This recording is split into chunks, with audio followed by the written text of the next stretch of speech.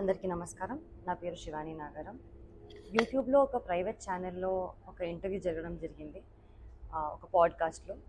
ఆ ఇంటర్వ్యూయర్ నన్ను కొన్ని క్వశ్చన్లు అడిగారు. నార్మల్గా మన సక్సెస్ కానివ్వండి, ఆ, మన childhood journey or film success గురించి, డివోషనల్ జర్నీ, స్పిరిచువల్ ఎక్స్పీరియన్సెస్ గురించి అడగడం జరిగింది. దాంట్లో నేను నా స్పిరిచువల్ జర్నీ షేర్ చేసుకున్నాను. కేదార్నాథ్, నా రామ్కోటి రాయడము, తిరుపతి, షిరిడి ఇవన్నీ చెప్పడం జరిగింది. అందులో తిరుపతి గురించి నేను మాట్లాడడం జరిగింది. 15 మినిట్స్ దర్శనం అది కొంచెం హైలైట్ అవుతుంది. దానికి నేను క్లారిటీ ఇవ్వడానికి వీడియో చేస్తున్నాను. అక్టోబర్ 2025లో నేను ఎయిర్పోర్ట్లో 10,500 శ్రీవాణి దర్శనం టికెట్ నేను, మా అమ్మ లైన్లో నిల్చొని టికెట్ తీసుకున్నామని. మా ఆధార్ కార్డులు అవన్నీ ప్రూఫ్స్ ఉన్నాయి. ఆ టికెట్స్ తీసుకున్నాక దర్శనం జరిగింది. 15 మినిట్స్ అనేది నా మెయిన్ మోటివ్ చెప్పేది ఏంటంటే, లైన్లో బిగినింగ్ నుంచి స్వామివారి దగ్గరికి వెళ్ళినంత వరకు కొంచెం కొంచెం స్వామివారు కనిపిస్తూ ఉంటారు.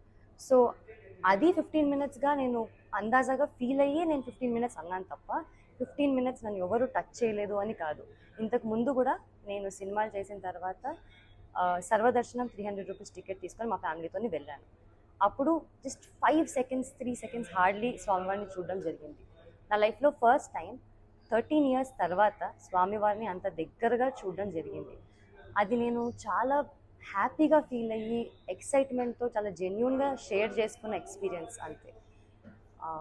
అది కొంచెం మిస్లీడింగ్గా వెళ్తుందండి.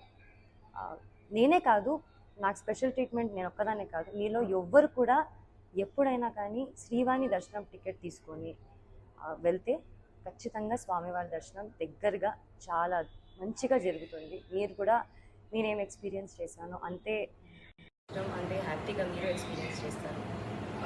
నాకు దీనిపైన క్లారిటీ ఇవ్వాలి అని నాకు బాధ్యతగా నాకు ఇవ్వాలనిపించింది.